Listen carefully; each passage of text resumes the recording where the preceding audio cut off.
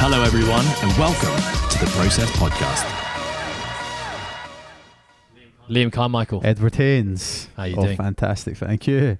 Are you having a good day? I'm having, good day. Oh, you had to think that. You stuttered. The reason I thought was because we are in the middle of a T8 right now. Which stands for? What's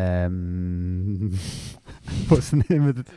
it's a Typhoon. I had that mental block there. Yeah, Typhoon 8 in Hong Kong. It got... When was it released? 1:45 and it's now 3:45. So basically, typhoons in Hong Kong, if you're listening, you're overseas, don't know what a typhoon is. It's like a hurricane in America. A severe tropical storm is what it is. Different grading system. 8 means bad. 10's the Anything highest, worse than an 8 is a 10. But genuinely, it's pretty okay. I would say our last 3 to 4 storms that have been T8s have been pretty chill. But technically, work should stop. Everyone should go home and lock themselves indoors, stick tape up on their windows so in case it smashes, it doesn't spray at the apartment. But we're all bloody grafters here at Coast on the Process. We just don't stop, you know. We just love it so much that we would just rather stay 100%. Here and record a podcast and hang out together. Today we are talking, Liam, about... I'm not sure if this is the right way to frame it, but the coaching life cycle or a coach's career or... what's another way you could put it? I think, like you said, it is just essentially that total life cycle or lifespan of a coach, maybe. Yeah. I think it's like when you think about other industries, maybe, and I'm probably going to butcher this, so if you're a lawyer, I'm probably going to get this wrong, but I guess you start as like an intern or apprentice, and then you have to do X number of years, and then you become a lawyer, then maybe you become a barrister, and there is like, in some industries, there's this clear path from like starting to perhaps finishing or feeling like there is nowhere else you can progress to. And I do think that many people in coaching think there is something similar. But I guess depending on who you speak to, that could look very, very different. And I also think there's some preconceived ideas or notions about what a coach's career should look like. And today's conversation is all about just sharing our thoughts on it, sharing our stories and what our career. We've had 2 very different looking careers, and while we're here today, we don't really know what the future is going to look like, so we can't really talk too much about that. But we can definitely talk about aspirations and what we think we want to achieve, and just kind of everything that feeds into why we have these preconceived ideas as to what the coaching career should look like, and maybe hopefully it's just some food for thought for people to take away. What are you going to say something there? Yeah, I think. When I think of like that lifespan, I think what we do is we compare ourselves to other industries in terms of like almost climbing that ladder, right? When you refer to being a lawyer or a banker, that's generally what people say. Oh, I'm just climbing the ladder. I'm going to start off as an associate, junior, or whatever that is, and they're going to climb their way up. Coaching's kind of different in the sense that there's not really like a clear path, and that's why a lot of coaches get burnt out and confused, right? Yeah, I mean, and the reason we're talking about this is that we are soon going to finish recording, creating our coaching course. And in one of the segments on the course, we talk about the coach's life cycle and basically provide some ideas and frameworks for people to think about in terms of what their own career could look like. And I emphasize the word could because there really is no right or wrong here. But let's talk about you. I'd love to hear what your thoughts were. So, I mean, firstly, let's just remind us what your coaching career has looked like, how long you've been doing this for, what career you came from, how old were you when you made that decision to change and why? And then, I guess, coming into the coaching career, like what you thought it was going to look like. Yeah, sure. So, I mean, I've been coaching now for about just over 3 years. Before that, I'd done multiple things. The last job that I had was a flight attendant for Emirates. So I was working as cabin crew. I then made the decision to become a coach. And when I made the decision to become a coach, like, it was very confusing. Like, there is no ladder, and there's not really many companies talking about, like, what is the actual progression. Most people within the company, or just not even within the company, just within coaching, especially in the functional fitness space or the CrossFit space, let's say. Generally, people will think, right, well, I'm going to start with my level 1. I'm going to go into a gym, going to get a job, maybe an apprenticeship, mentorship, whatever that's going to look like. And the end of that is probably maybe going to look like maybe head coach of that gym. And then it's like, okay, well, I get to head coach. What do I do?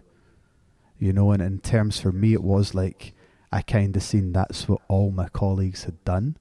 And they were kind of just like, they got there and they were almost like, no one knew what the next step was. Like, what do you do after you become a head coach? Do you open your own gym? Do you start an online business? And when I was coming up as a coach, I thought personally that coaching was, the pinnacle was remote coaching, right? The people that I actually looked up to were all remote coaches. And it was kind of like that social pressure where it was like, okay, well, you do your time in person. Then if you put those hours in, you maybe put those years in, you then move to the online side of things. And then the idea was the pinnacle that you get all these clients and you go and live on a beach, or you move to Bali, or you live in a tropical island and you work behind a computer. You essentially become a digital nomad, right? That's what most people think coaching can look like if you are in the remote business side of things, right?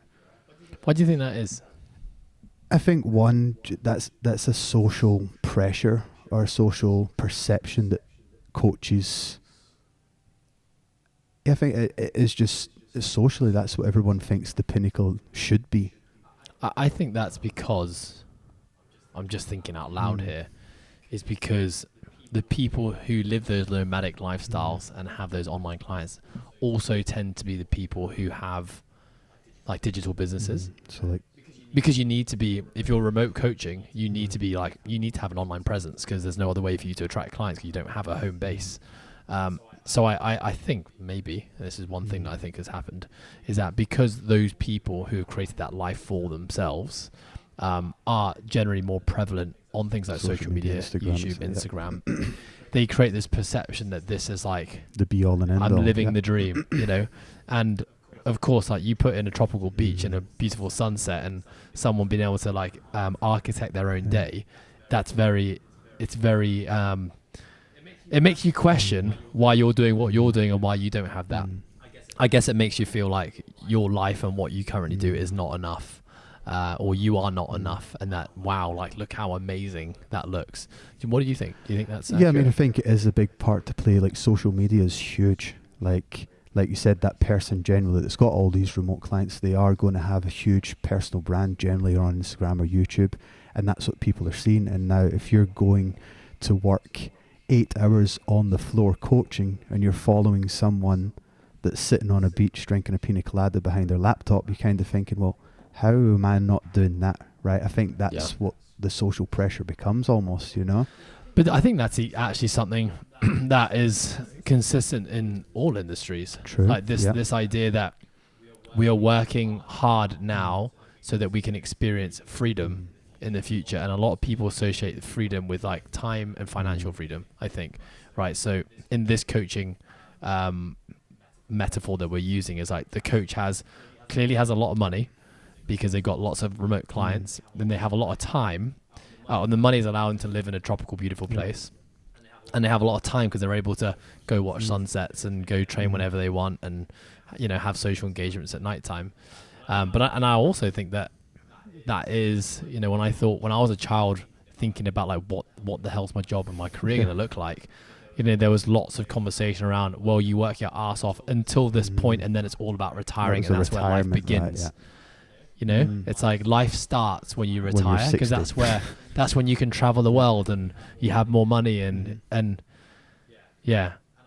so I think that has probably contributed to us thinking that, and you see the coach who's 30, 35 doing that already. They fast forwarded to that by 30 years. Exactly. You know? And it's like, that's really... But I mean, we're not saying that there's anything wrong with that. Some people can definitely define that as success. And if that is what you want to do and you define if that's your pinnacle, then by all means go and do that. But that shouldn't be what everyone has to do, right? Yeah. So for you, if I was to summarize, you got into coaching, you started with an apprenticeship program. Correct. Because, you know, you saw that as a really great way to learn and get the skills you need to start coaching. You started coaching in a gym, which were predominantly group classes, I believe, CrossFit, some one-on-ones, in a CrossFit gym. And the route for you was that you were going to end up as a head coach, and then the dream was eventually transition out of the gym and be a remote coach, living somewhere beautiful, just working with people online. Yeah, I mean, even when I came here, like I remember like vividly, we were out in the waterfront and I'd just started with maybe like 6 or 8 months into my journey, and you were like, oh, what do you want out of this thing? And we were sitting down in the sun and we're like, well, I kind of want to move to Bali. I was like, that was my dream then, because I thought that was the pinnacle. So it was like, yeah, I want to move to Bali. Well, how are you going to move to Bali? Well, I just want to get a bunch of remote clients. Still want to work for the process programming, but I want to go and do that in Canggu and sit on Echo Beach. That was what I wanted. And I reflected hard on that. It's only over the past, maybe I'd say like 8 to 9 months, there's other things that have actually changed in my life where it's like, well, I didn't realize how much I valued connection and actually working one-on-one. Like remote coaching is great, but it's something that doesn't really fire me up as much as I thought it did, because I had created this pressure on myself. But everyone's doing it, I must like that. When I had been doing it for so long and I'd had all these clients, I wasn't getting as fired up. There was something missing, and for me it was that actual connection in person, face to face. Because you know what it's like remote coaching, like you can create connection, but that same connection that you're going to create might take just a wee bit longer than if you're talking to the person actually face to face, right? I totally agree with all those things. I echo all of those, even like the aspirations to be a remote coach. And my life and my coaching career was set up at a point in time where I had almost 40 remote clients at any one time, and that was the majority of my life. But then I think back, and I'm only making this connection now, is like the reason I didn't want to work in an office. And I tried lots of internships as a youngster, because I thought that was what my life should be. That's what my parents' lives were being. That's what all my parents' friends were doing. That's what a lot of my friends were doing. And what I didn't like about that was sitting behind a computer all day, and then essentially thinking about being a remote coach, training 40 clients. Lots of my day was spent sitting behind a computer. So I kind of like created my worst case scenario for myself by thinking that's what I wanted. When I think about mine's quite different actually. When I first got into coaching, I started as a personal trainer. And I just want to also, one more thing about what you said. Not many people do start with the apprenticeship mentorship. That's what you did to start, and I think that's like a really amazing way to start. We have, I think, a really great apprenticeship program here now as well. But I would say that 99% of coaches don't start with apprenticeship. So anyway, sorry, just go back to me. So yeah, I started because I had a friend of mine who had just become a personal trainer, and I just thought like, wow, this is amazing. This is everything I want, and he gets to do this as a career. Like, this is going to be my career. So I started individual coaching, but also at the same time, I set up Coastal Fitness. Like on the day I started coaching, I set up a business, and like I really credit my parents for that, who encouraged me to do it, because they posed a question. What is going to happen, Ed, when you're full and you can't take any more people? I don't know. Like no one else had set up a company. Every personal trainer I knew, and I was young. I was coming into the industry at 20, 21 years old. Everyone else was late 20s, 30s, and everyone was just John the personal trainer, Sandy the personal trainer. So I said, right, I'll set up a company, and set up Coastal on that. Basically day one when I started. In fact, Coastal was an already established business. I'd already ordered my uniform. I had a website. Had all my insurance. I had receipt books. I had stickers. I had everything, mate. Name cards, like everything. Before I even had a client, and I had this in my family home when we were living on a boat at the time, and my bedroom was just full of boxes of just like kit. And I'd bought kit just in case I hired people. So I had like 5-6 shirts of everything, and I wasn't actually coaching anyone. It's quite funny actually. So I guess for me, my life cycle started as a coach and a business owner, which I don't think many people will actually do that. And I think if I had just been Ed the personal trainer, I don't even know if I would have called myself a business owner. Even though technically I probably would have been doing the same things, but it was just different because you're out for yourself. And whereas the moment you set up a business, I was thinking about something greater right from day one. But I certainly felt, and this is like a tough one for me has always been when I think about like, what is my future going to look like as a coach? It was like from day one, I was never actually just a coach. But I always identified as a coach. So people ask me what I did. Even to this day, I never say I'm a business owner or a gym owner. Actually, this is funny. I've literally just made this connection now. I'll always say I'm a coach. And like, iterations of coaches. It's so quite when I interesting that I actually think about it. I've never said that, just thinking about it now. So yeah, so I don't know. I just thought, as I identified so much more with the coach than the business owner. So the question was never like, where's the business going to go and what's my role as a business owner going to look like in the future? It was like, what's my coaching role going to look like? And when I began, it started with personal training, very quickly gravitated towards group coaching, which came very naturally to me, I think, because I'd been in team sports my whole life and had done a lot of rugby coaching and working with kids, and I had the energy and like just the excitement for it. But I remember saying in the early days, even though I don't think I really believed it, that I would one day be coaching coaches. And I didn't get to that point until I started, probably I say 3 years into the journey, where I started to like really dive deep into like knowledge and education. And I felt like I was learning things at a faster rate to all the other coaches around me. And I felt like I had this, I don't know, this unique skill set or ability to remember things to do with coaching. Maybe I just obsessed about it a little bit more. And I always said like one day I'm going to be educating coaches. And I remember my mum and dad would always be like, when are you starting that course? And this was like 10 years ago. I'm like, I'm not ready yet. Anyway, it's cool to now be in a position where we actually are launching a course.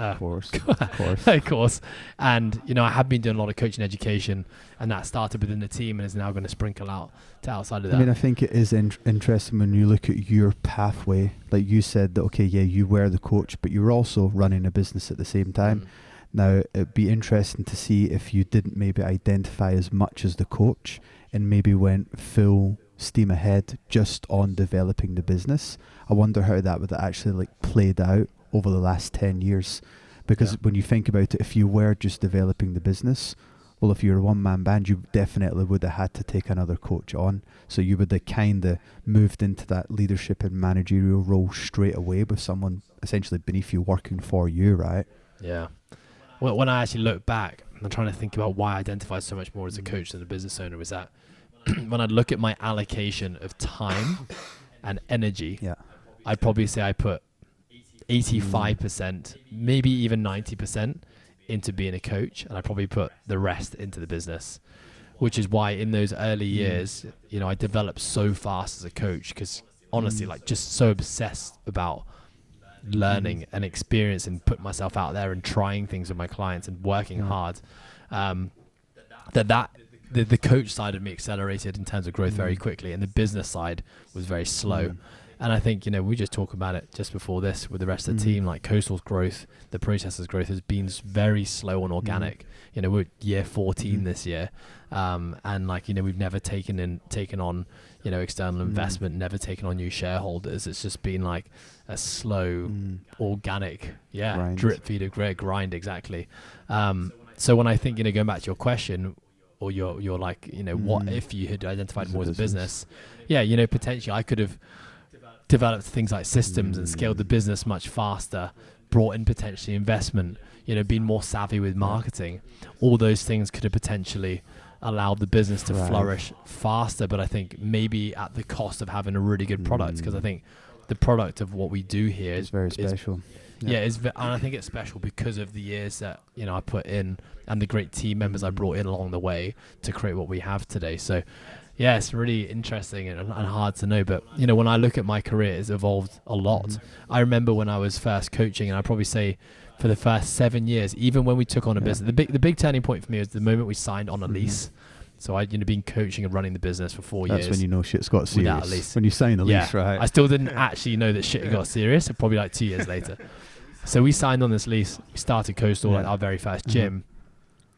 And that's when I'm like, oh, okay, this is different now. Like there's rent and like I'm locked into a contract for 3 years. And my parents were amazing mentors. Like they were teaching me along the way, like you realize you are liable for this amount of money.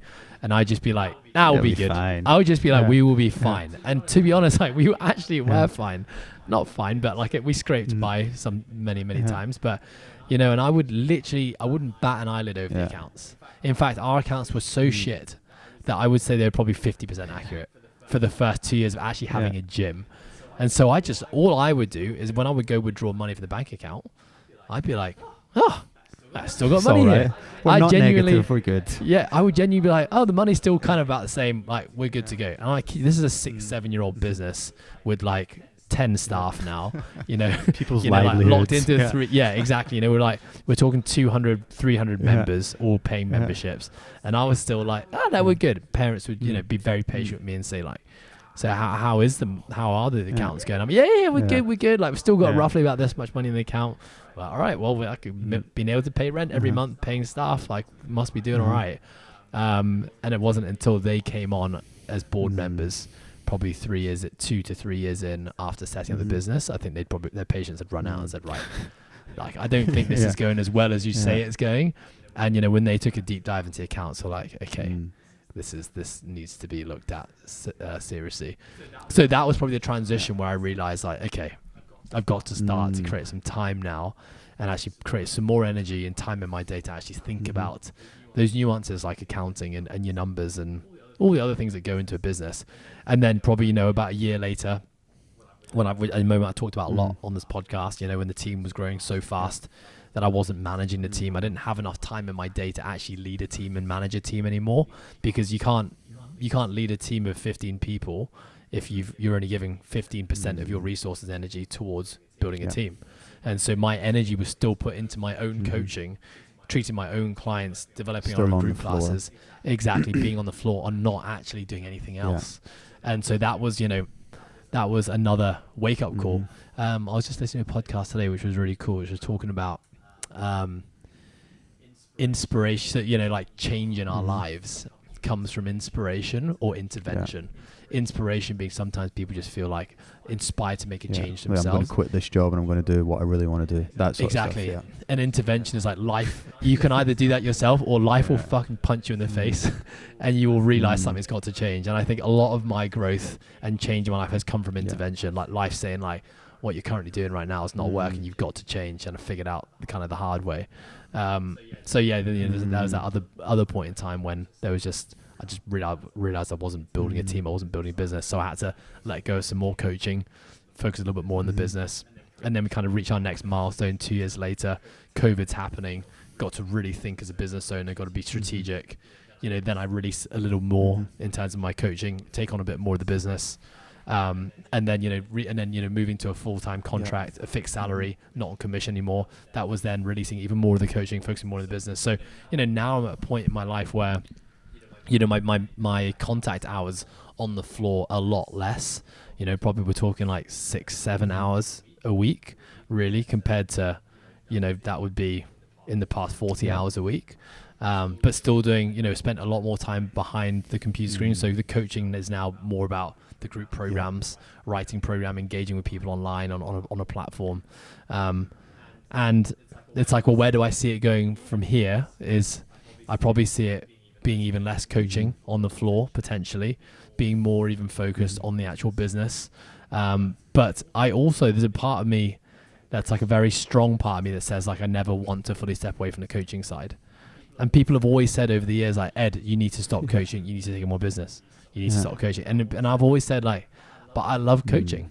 And so, I made the choice in all those years to hold on and do more coaching than I probably should have, according to conventional wisdom as a business owner, because I just really loved it. And I guess I found a way to make it work. Maybe it wasn't the most sustainable way. Maybe like most people looked at me and thought like, this guy's crazy. He's working way too much. He doesn't have balance in his life. But it was all a conscious choice. I knew I could have stepped away from coaching. I could have let go of clients. But, when that's something that's firing you up and fulfilling you in that moment, like, why would you stop? Well, I think that's the whole conversation around the whole unique ability thing, right? It's like trying to understand things that you're really good at and things that fire you up. And just listening to your story there, I mean, I know we've talked about this in the past, and you've told me yourself, like the accountants and like dealing with money and like sorting like schedules and all that stuff just didn't fire you up. That's why you weren't willing to essentially put that time in. Now you can now look at your day, and we've went through frameworks and stuff to go over this, but it's like you love programming and you're really good at it. So it's like, okay, let's get him doing what he's really good at, but you're also good at a shit ton of other things like building relationships and stuff. So when you look at your day, it is kind of just turning around your own very unique abilities, right? And that's great. And that takes a long time to understand that. And as a business owner, you're going to have to go through times where you're doing things that you probably don't like. like we talked about in the course, if you are a one-man band and you are just starting out as a personal trainer and you want to open up your gym, well, there's going to be stuff like maybe accountants and stuff doesn't actually fire you up, but you're going to have to do it because you're a one-man band. Once you get through that initial like growth and the business is growing, you can maybe start taking on other individuals that like that sort of stuff, then you can kind of step away from it. But I think you've had that journey for a reason, right? Yeah, I totally agree. That last piece, like that journey has been there for a reason. And subconsciously or consciously, there's been decisions that have been made along that journey that have guided me to where I am today. Let's talk about the person who's stepping into the coaching career, a coaching job, and let's have some conversation around like, where do you start? Because I think, again, this is something we're going to cover a lot on the course, but it's like, where does one start? It's very confusing. Our starts were very different. You know, you sought mentorship from a pre-existing gym and got guidance and started being a group coach. I had no mentorship. I had no one to follow. And I just threw myself in the deep end and started learning. And every few months I'd get on a flight or do an online course and learn from someone not a part of my organization at all. But I do think asking yourself some questions and having some level of clarity on what it is, maybe not that you want to do, but perhaps even starting like on a more basic level, on a personal level, which is like, what are you good at? What fires you up? And what do you really enjoy doing? And sometimes we can lean on things like past jobs, things we've done in other walks of our life, that we realize we had a really good skill set or like a unique skill set, or we found, you know, we all always went into our flow state when we did this thing. Like time went by really fast and it felt really effortless. What are some of those things? You know, so what are some questions like someone could ask themselves to even find out? I mean, I think it starts, most people get into the coaching side of things because it's a passion. And I think the passion is wanting to help people. It's wanting to help there. That seems to be something underlying. That's the underlying like common thread between most coaches, is that we actually enjoy helping people. We want to make impact, however you define impact is. So I would always say it's like, okay, well, you've got this passion, but it's all good and well having a passion. You need to take that passion and you need to become a professional, right? And when we talk about a professional, it's like, okay, right, well, it's now trying to understand, we're going to dig a bit deeper. Passion is good, but okay, what's your purpose? What's your why? All these sorts of things. And understanding, like, having the eye on the long game. It's like we've got to treat coaching like every other career out there. It is a 20 to 30 year endeavor. Like if you want to be an industry leading coach and still coaching in 20 to 30 years time, well, you're going to have to put some graft in, right? And when we talk about the whole graft, it's like, well, you've got to go and learn some principles from some company. Right, whatever, somewhere. Something. Yeah, there's going to be an institution out there. There's going to be a company. There's going to be someone that you align with. Maybe it's someone that you do a training program with. Okay, right. Well, where did they learn from, for example? Okay, get some education, learn some principles, and go out there and start trying to actually help people. And you're going to, like, the name of the game is to fuck up. Like, you're not meant to be this perfect coach when you just start. And I think a lot of people get that twisted from Instagram. It's like everyone's only posting the good stuff about coaching. That you've got to go out there and you've got to make mistakes. When it comes to program design, you've got to give like bad prescriptions. You know, as long as you're not hurting people, but you've got to fuck up and you've got to recognize that you fucked up and okay, right, the next person I'm going to try and help, I'm not going to make that same mistake. And that's probably going to take a good couple of years. I think it'll be forever. Yeah, well, it is forever. Like, I still make mistakes now. Yeah, 100%. But it's like, okay, right, well, I'm learning those principles. I'm going out, I'm making my mistakes, but I'm getting better at my craft. Right, this is a 30 year endeavor. I'm getting better of it. Then it's okay, what's the next step? Well, I've learned some principles. Right, I'm putting that all into place. What do I do from there? Do I then maybe want to open up my own business? There's many routes. Like we talk about the fitness space. How many jobs is there in the fitness space? Millions. Really. Because you don't always have to be coaching. And I think that's where I personally got confused. I thought that I could only make impact by coaching on the floor or sitting on a beach. There was no in between. And from my experience, I came to this job and I got very lucky and I was given other opportunities like, growing the online side of things, but then it was like mentoring other coaches, and that's something that I've realized that really fires me up.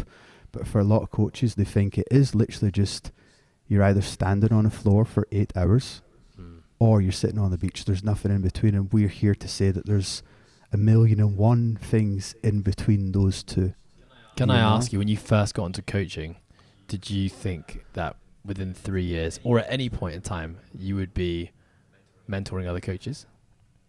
I think it was something innately inside of me that I've always wanted to, like we always talk about, right? I've always wanted to help someone and other people, and coaches was something that I've always been a natural quote unquote teacher, right? And it's like, it doesn't really matter who I'm teaching, but it did, I think, to answer your question, probably not, but am I glad that I'm doing it? Yes. Yeah. I guess like the point of the question is like, sometimes people just know what the end destination, maybe the end destination is wrong, so I don't think there may ever be an end destination. And I think I'm experiencing that, it's constantly evolving and constantly changing. I'm doing things now that I never thought, A, I'd have an interest in doing, but B, I'd have the skill set to be doing. But I guess it's like, what could someone do to even, before they get to that point, like before they even apply for the first coaching job or apply for that first course, like you said, there's millions of jobs in the coaching industry. Your career doesn't have to start the same way. It doesn't have to be, going to a Globo gym and becoming a personal trainer and receiving mentorship. For some people, it could be something completely different. So I guess the question to you was like, did you ever see yourself as an educator? There may be people who are listening to this who are thinking about becoming a coach who have been educators in their life already.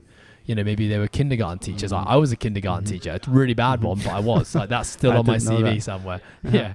Maybe they're kindergarten teachers. Maybe they taught sport. That's what I did. I coached people in sport. And maybe they see themselves moving into this fitness space now, and somewhere down the line they can envision themselves being a coach educator. But me personally, I would always say that the first foot in the door is probably going to be in-person contact. So I was going to say, but if you know that, because you can then reverse engineer, right? So if the goal is, okay, I can see myself, there's something about like educating other coaches that really interests me, and I can see myself with some more education experience being in that position to want to do that potentially. And then the reverse engineering part comes into that.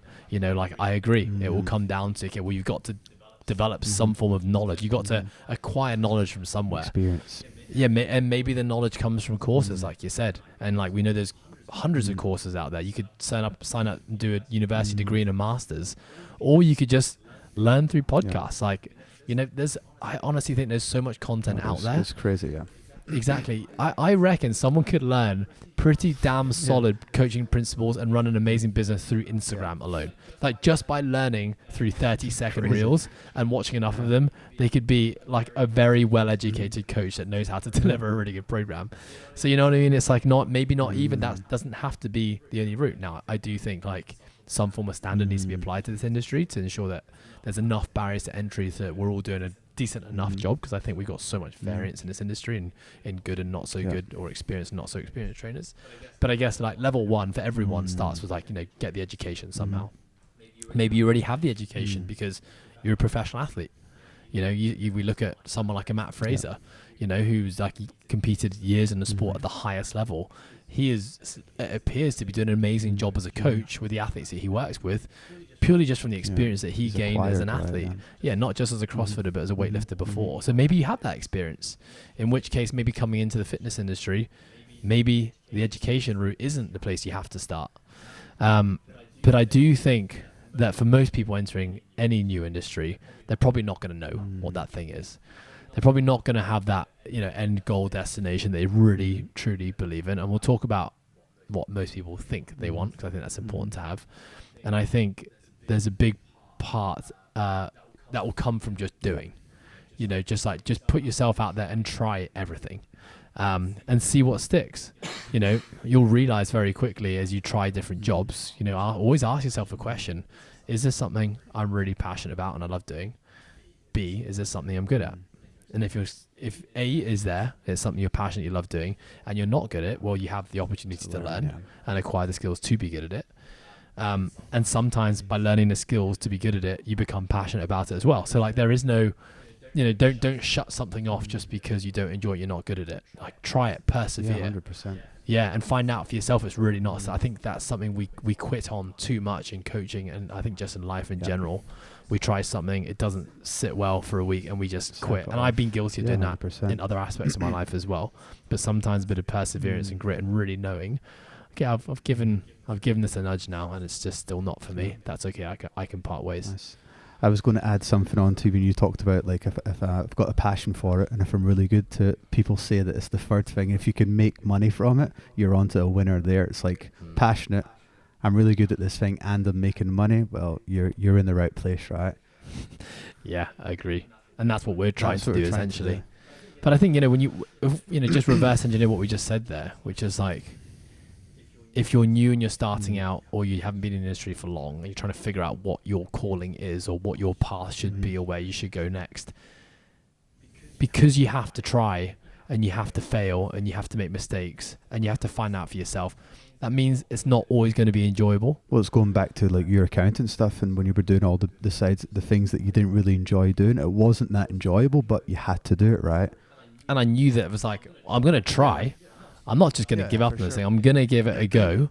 Like, am I going to pour as much energy into learning about this than I am about coaching? No, because like, it's not enjoyable, but I'm still going to give it a go. And I knew in the back of my head that as soon as I possibly can, as soon as I can afford it, I'm going to hire an accountant and have someone who can actually come in here and do it, because I'd realized after a couple of years that, this isn't for me. And when I started, mate, like, I wasn't recording accounts on a spreadsheet. Like, I actually had I a remember book. you telling me about your book. Yeah, and I'd drawn columns with a pencil in this book. So good. And that was my business accounts. And I probably still have that somewhere. And I would have, like, receipt books that had, like, you would write on the front one, and it would create two 'Cause it would copies. go through. Yeah. A copy for the other person, and it would give me a second copy. So I'd have 3 copies, and I'd have to file all of those things away. Like, I would literally come over every night with just receipts, a pink one, a green one, and an orange one, and file those things away. Like, that was actually what counted. And I was like, the day I don't have to do this anymore is going to be the greatest day, of my professional career. And I think, just going back to what we were talking about, I mean, I know we talked this, essentially what we're saying is you need to try and get experience. Right, it's like you have to go out there and try and work with different people to figure out who that you actually don't really thrive with or don't really gel with. You're going to have to go out there and work with mums. You're going to have to go out there and work with maybe an athlete. You're maybe going to have to go out there and work with someone that's really overweight, right? And the more that you work with these individuals, you're then going to start to understand, well, actually working with mums doesn't really fire me up. Working with athletes really fires me up. Okay, I'm going to spend more time there. And I think that's the journey of going out and trying to work with all these people, right? And that may evolve as well. Agreed, yeah. Like, I remember getting to a point where thinking that the only people I wanted to work with were high-level athletes. And, I endeavored hard, promoted myself hard to work, to attract those kind of people, and ended up having a really big list of high-level performers. And what I realized that it's not that enjoyable working with high-level performance athletes, because I felt on a deeper level, on a personal and emotional level, I didn't connect with them as much. I felt like a lot of the athletes I was working with weren't very emotionally intelligent, hadn't, I guess, started or been on their own journey much themselves. And so the conversation and relationship was very superficial. So I realized that, okay, actually it's not just about the goal and the ability of the athlete that I enjoy. It's actually like where I am now is like, I need to connect with this person on a much deeper and emotional level, to connect on a level where, I can see myself forming like a deep relationship, like a friendship with this person. And that's another funny thing, isn't it? Because they tell you when you start coaching, like, Don't be friends. Become friends with. I'm not saying you have to become friends with your clients. I just know that the clients that I have a connection with that is more like a friendship are also the people I've coached for over 10 years, and who never miss a session. So, I kind of got to a point where I realized that, well, actually, like, it's not all elite athletes that I want to work with. It's a certain type of elite athlete, which is now like why my screening process is so comprehensive, because I need to really make sure. It's almost like I'm hiring someone on your hiring team. a staff is what it feels like sometimes when I'm taking on a new client, and it needs to be reciprocal. Like, they need to see me as someone they want to spend a lot of time with and work with. That's like an example. And I think the remote coaching thing as well, like, I realized that 40 remote clients at one time it's just not sustainable, and it wasn't enjoyable. And like, you know, that is one aspect of my business that of my personal hours that I've relinquished more and more over time, and I've moved more towards the process programming and working with like bigger groups of people, and, you know, working with coaches and businesses, and, you know, in-person athletes or in-person people here at Coastal, where I get to have and develop that deeper relationship. And I think that's for a business, or even for a coach that's just starting out, that's the importance of trying to figure out, like, what is your purpose, what is your mission, like what is it you actually want to do, right? Because when we talk about the mission of the process program, and it's to positively impact, tell me again, as many lives as possible, or teach people how to do it sustainably. Right? Like sustainability and longevity. That's what we define as success. Now, another coach starting out there, they might not want to define that as success. Maybe they just want to work with high-level athletes and get them to be really good at bench press, and then once they're really good at bench press, say goodbye, and that's all good. There's no right or wrong. But what I'm trying to get to is trying to do a bit of deeper reflection and understand, okay, what it is I actually want to do, and that's definitely going to change. Like, especially if you're just starting out in this career, you might have an idea of what you want to do the next couple of years, and it's good to have that, but just be flexible. Like, you might start working with other people, and you might think, well, actually I can work with this person, I can work with that person, and that's going to change over time, and that your message is going to evolve, right? So can I ask you, like, who do you really enjoy working with? I think that I love the training side, but I think it is people that have been on their own probably journey with fitness, and they've tried different types of things, and they're kind of lost. And I like being that person where essentially I'm just guiding them. I am teaching them the basics. So it's like people that have had experience where they've maybe not had very good experiences with their fitness, and they are kind of lost. And I actually do like working with coaches, because I think that coaches they're a very unique set of individuals. You know, we know that generally coaches work really hard inside the gym. They're there basically all the time. But what I like working with coaches is it's on that deeper level, trying to sort out maybe their schedule, because a lot of coaches that I work with, they're basically dealing with burnout, right, where they're just working themselves into a hole. So it's having the conversation around training, but it's taking that bigger picture approach and trying to figure out all the other stuff that's happening in their life to better manage, essentially. Yeah, it's interesting when we launched the affiliate program, which essentially is we're now helping other gyms grow their businesses and be a part of our process family. It started very organically, where we had one of our long-time subscribers, Joe Halim in Indonesia, who is now, you know, he was our first affiliate. He owned already, you know, a gym that had over 100 members in a really beautiful location in Jakarta, and he said, "Hey, would you ever, you know, allow our gym to use this programming?" And I kind of said, well, I know a lot of gyms are already doing that. They're just paying for the program and implementing their gym, and you can do that yourself. And he's like, well, I kind of want more than that. Like, I want, you know, education, and, you know, can you share what you've learned as a business owner and help me grow my business? And that's kind of essentially what the affiliate program has grown into. It started with, here's just a program. And then I realized, shit, the program itself is not actually making these businesses better. We need to talk about things like fundamentals and onboarding. Oh shit, that's not enough. We now need to talk about, like, how do you hire good coaches? That's not enough. We need to teach people about mission statements and values. That's not enough. How do you market, you know, build teams, HR, hiring and firing? So that's where it kind of evolved into where we're kind of like mentors to the businesses. And when we first moved into it and we launched this program, I felt so inadequate. I was like, I'm not a business mentor. Like, what do I have? What can I do to help this guy run his business? And I remember on our first call talking about what the mentorship program, what the affiliate program was going to be once I'd kind of fleshed it all out.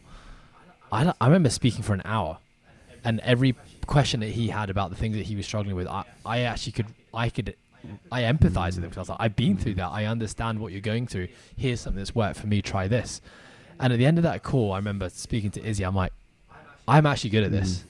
I didn't realize how much experience and knowledge I have on the subject, and I've just acquired it through running a business for 12 years. And it was like I hung up that call and was like, okay, actually I think I can do this. And actually I really loved that. Like I didn't think I would like it, but I was like, I've really enjoyed that call. and I think I can really help. Like I just basically found this brand new demographic of people who I think I could help, and that was pretty cool. Like that was not intentional at all. Kind of got thrown into me. I tried it and was like, oh, I think I've actually got. I think I've got a skill set here, and I'm really enjoying it. And that's now become, a big part of my week is helping our affiliates grow and helping, trying to find new affiliates to help them grow. So again, like that was never planned. I never thought I'd be in a position, starting this career as a coach where I'd actually be helping other businesses. Like never in a million years thought I'd do that. Okay, can I ask you, coaching burnout? Because this is something I would say that coaches are probably the coaching industry in general is probably in the top 5 most burnt out industries.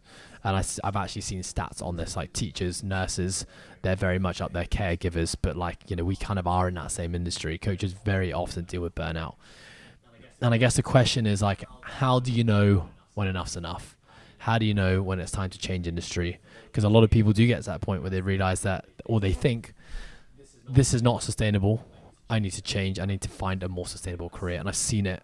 I've actually seen it, with some of our own staff who've left here thinking that coaching was the problem, and they left the coaching industry, which is something they really loved. They moved to an industry which felt like it would be more sustainable, paid more money, and actually they realized that they were not happy and fulfilled, and actually coaching was where they should have been the whole time. So, what's your advice on that? And have you experienced in your 3 years like burnout? Severe loss of motivation, feelings of wanting to quit. I don't mean just like a fleeting, the odd day. This is I'm having a talking really about bad day. No, just over 6 months. No, I've never experienced that. Actually, that's a lie. Probably towards the tail end of my time in Dubai, that just wasn't firing me up. And when I'm reflecting on the bigger picture, I think a lot of why do coaches actually burn out? What is that common thread? I think there's just lack of structure just in general within the coaching industry. I also think it's a lack of alignment. Lack of alignment, yeah. It's like they're doing things they actually, like we've been talking about this whole time, they're doing things that they're not good at and they don't enjoy doing. I think it is that, and it's there's just no structure within the career path, for example. No one is actually talking about what's going to happen in the next 15 years. And people get into it because they want to help people. And when you're helping people, when you are a coach, you're constantly giving, right? You're on the floor, you're talking to people, you're demoing exercises, you're on calls, you're doing monthly consults. That is a lot of giving out, and there's not a lot of giving in. So I think it is important to understand that if you are giving out, you've got to give back in. We talk about it all the time, that you can't pour from an empty cup. And as soon as, I understood that principle from my previous job, and I've worked in customer service my whole life. It's in customer service, you have to look after yourself, right? You have to manage your stress, all these things. But it's there is just a lack of alignment and structure just in general within the fitness industry. Yeah, I think there's lots of things. You're right. It's a lack of knowing what the future could potentially hold. Yeah. And it's different for someone like myself who was creating my own future essentially by working for myself. Most people start by working as a part of an organization or a company. And so I think there is probably a duty there from the company to provide that roadmap as to what it could potentially look like. And I know certainly for many years myself, as a business owner, I don't think I provided that roadmap very well for my coaches. But I did think I did really well was provide a great place to work and ongoing development and more, for most of the part, had people doing things they loved and they were good at, which meant that because those things were in check, there was less pressure on having to provide the roadmap because people were actually happy. Now, for most people, they're actually not happy, not enjoying it, and that's probably why they question the roadmap even more. But I will say, from an employer standpoint, if you are a coach and you're listening to this, or someone who is a coach who's a part of an organization who doesn't have that roadmap, ask. Maybe you can actually help 100%. your employer to create that together. And I've been really grateful for this team and yourself who've been a part of this when we've been going through big restructurings, where I've actually lent on you guys a lot for feedback and thoughts. And that's why that question to you, I posed it in the first place, what do you want? And that was me trying to figure out how can I build a roadmap for my coaches? What do they really want? So if you are listening, don't be afraid to ask the question.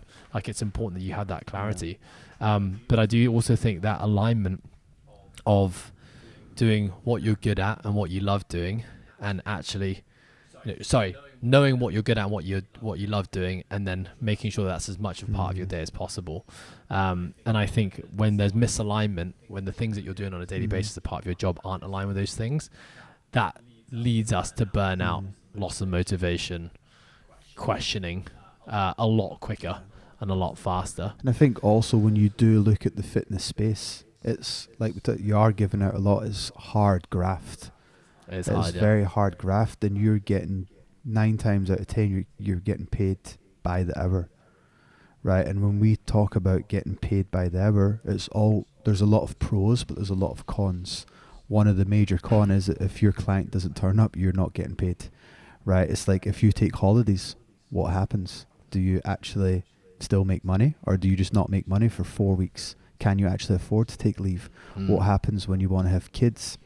And I think that's like one of the main issues with just the whole coaching space. That there's no standards, right? It's like, even when we talk about coaching, like the person that's been coaching for 3 months on Instagram versus the coach like you, if you go and meet someone together at a restaurant, you're both classed as a coach.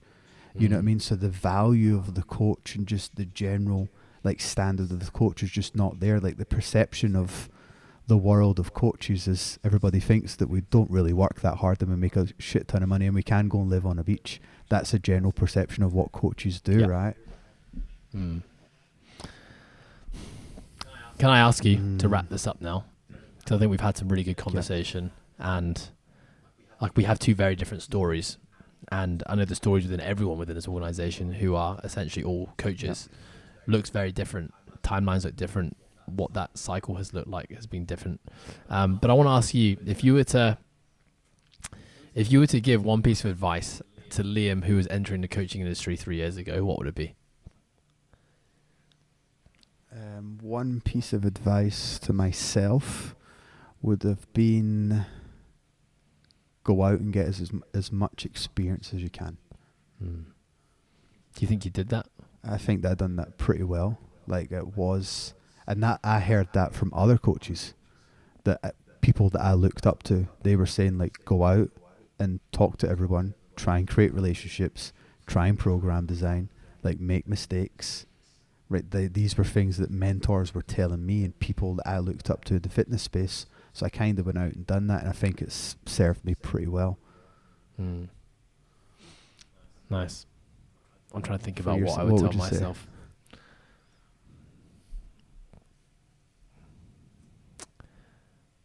I think it's easy. I think if I think about the business owner head, it would be like delegate more. Delegate more? Yeah. Why? I just took on weight. I learned about the concept of delegation. Sorry, that's not true. I learned about it from the start.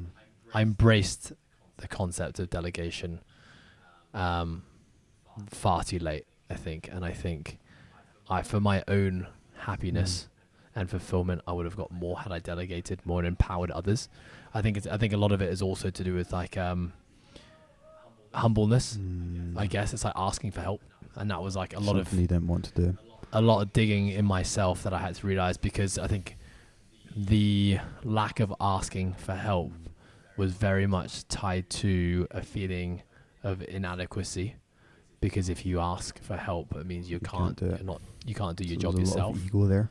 Yeah, inadequacy and ego, which is really it's all coming from a safety perspective. I wish I'd done that more, and I think not only for my own happiness, but I think the business could have evolved much, much faster. As a coach, my advice to myself, because I know this sounds so cliche, and I'm gonna hate myself for saying this, but it's like everything I did was great because look at where I am now, type thing. But it's kind of like, what do I wish I did differently? I wish when I started, I know what I would have changed. I wish I had a mentor from the start. I ended up learning from lots of different mentors, from lots of great organizations, but the mentorships were like 2 to 3 month mentorships here and there. I wish I had sought to find myself a coaching mentor and a business mentor from the start. Now, to be honestly, like there weren't mentors really going around at that point. There definitely weren't online mentors and not in the coaching space. And let's also be honest, I probably couldn't have afforded it because I didn't have any money. But I think to prioritize finding a mentor to help guide me, because that was probably the biggest, the hardest thing for me by setting up my own company and working for myself, was I didn't have mentors. I think, but in this day and age, like we talked about, like it doesn't have, when we say the word mentor, it doesn't have to be, this is where people get confused. People think that it has to be you going out and paying for someone's time. It can be just like really aligning with someone, for example, like a podcast. Like if someone maybe really aligns with you, they can learn a bunch of stuff from you just sitting listening to this podcast. And that's what I talked about when people are seeking out education. Maybe you don't have the money to go and pay for a mentor straight away, but if you align with a person or if you align with a company, find out where they get their education from and go and do the same education. You know? Yeah, good point. Good point. Liam, thank you very much for your time. It's been a pleasure. Any closing thoughts? No, hope everyone has a fantastic day, evening, or whatever you are. Until next time.